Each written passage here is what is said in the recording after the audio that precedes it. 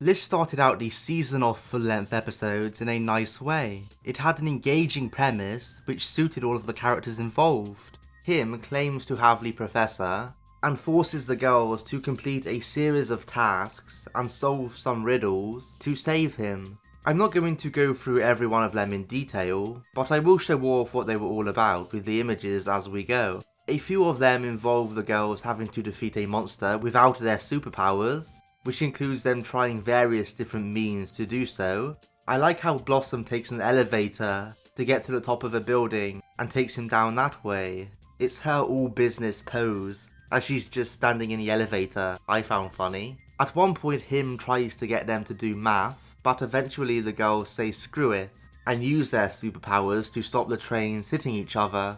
They also save a school bus at one point as well, from falling off a bridge, as well as numerous other tasks. They do have to use their brains to save Miss Keen from sharks though. It's a variation on the tried and tested two-door riddle, when one person only lies and the other only tells the truth. I remember seeing this same riddle on Yu-Gi-Oh actually, only on that occasion Yugi comes to a different conclusion than Blossom. We can debate this maybe in the comments, but to my eye at least, Yugi gets it right.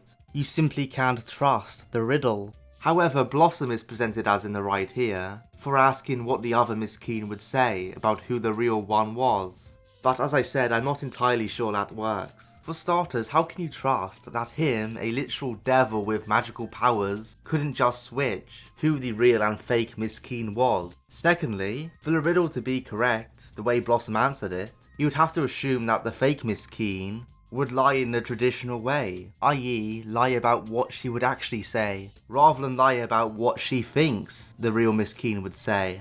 So doing it the way Blossom did, although it's technically logical, it seems like you could get in some kind of paradoxical loop. It's just very messy, but it is a bit of a head scratcher to be honest. I can't imagine many kids watching fully wrap their heads around it. But it's nice to see some logic puzzles in a kids show. It's something different. Anyway, with some bizarre help from the mayor, the girls finally reach the diner where the professor is at.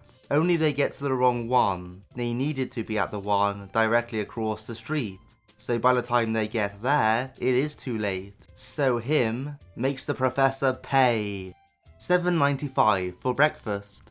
Yeah, the rather funny ending twist here is that him bet the professor a free breakfast on whether the girls could solve all his tasks. Upon payment, the professor angrily storms out, declaring that him's flapjacks are good, but not that good.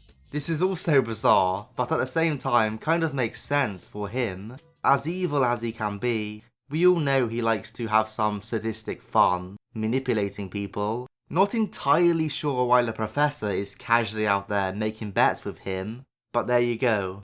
The ending visual of the girls staring blankly in disbelief is a great one. Even the narrator is unable to fully comprehend the stupidity of what's just occurred. This was a fast-paced, fairly fun episode overall, that even had little touches showing the differences in the girls' personalities with the way they handled the tasks. We all encourage cartoons to be creative, right? So what's not to like about this one?